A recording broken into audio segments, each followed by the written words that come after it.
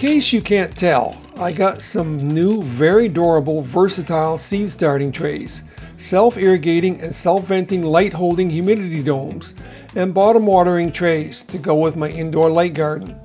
I hope you'll stick around and check them out.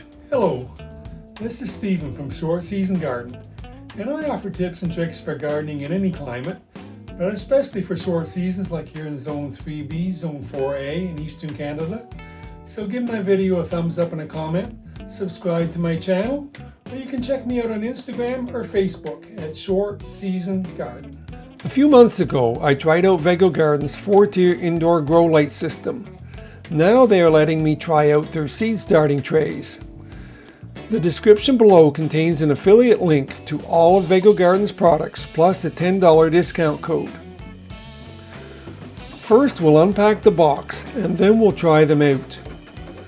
The large 10x20 humidity domes have vents that can be opened or closed and a depression in the top to hold their LED grow lights.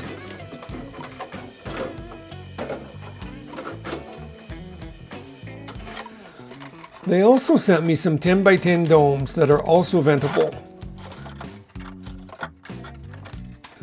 Their seed starting trays come in 3 sizes: standard, jumbo, and giga. The seedling tray lids with drip irrigation fit either the standard size or the jumbo trays. Tiny channels are meant to allow the water to slowly irrigate each cell without washing out the seeds or requiring the humidity domes to be removed. The 10x10 domes fit the giga trays. All tray sizes are durable, stackable, breathable, and built for easy plug removal with a hole in the bottom. The bottom trays are also durable, stackable, and great for bottom watering. With the large holes in the bottoms, I thought sure the soil would fall through, but I found that if it was thoroughly wetted first, it worked fine. To give the trays a well-rounded trial, I planted everything from tiny oregano and slowly germinated parsley to fast-growing squash and bush beans. I poked the large seeds into the soil, but just lightly covered the tiny seeds with a fine layer of vermiculite and put a large dome over all the trays, placing the grow light right on the dome. As the condensation built up, I opened the vents. I like the idea of the individual humidity domes too, for drip irrigation.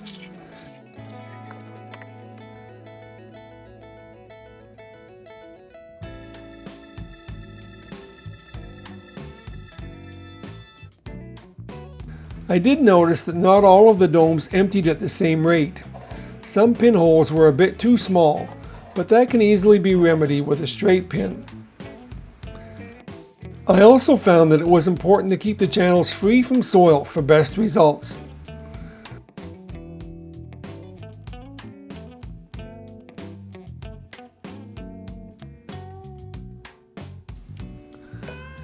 The real advantage of the individual domes is when your plants germinate at different rates.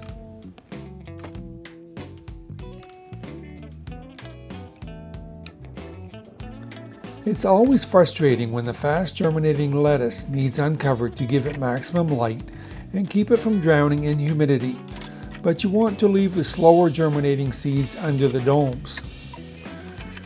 One by one, I was able to remove the individual dome from each tray, leaving the ungerminated seeds still under the domes. As usual, my parsley was the last tray to finally need uncovered. Of course, once all the plants were up, I switched to bottom watering. I really like the rugged plastic bottom trays.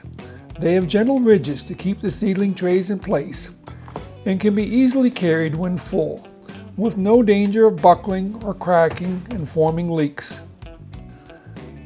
I typically would never start my bush beans indoors, and would not normally start my squash with herbs, lettuce, and tomatoes.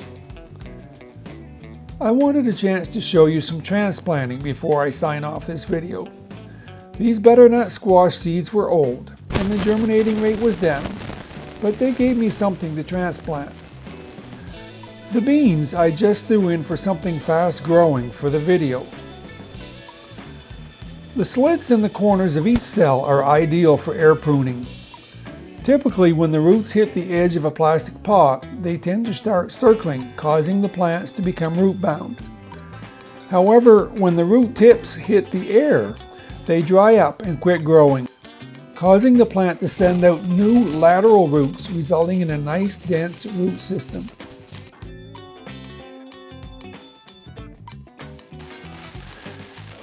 As you can see, the hole in the bottom of each cell is ideal for pushing out the plug. No more breaking stems or smashing roots and cell trays to get the seedlings out.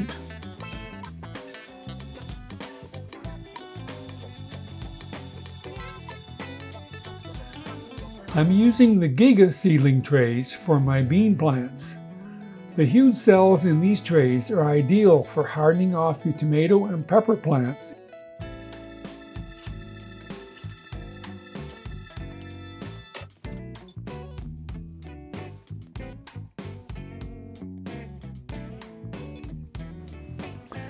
I'm looking forward to using these new seed starting supplies and my VegoGarden grow lights to start my tomato seedlings in the spring. I do hope you will check out the affiliate link in the description below and check out all of VegoGarden's products. If you enjoyed the video, don't forget to give it a thumbs up and a comment, subscribe to my channel, and we'll see you in the next video.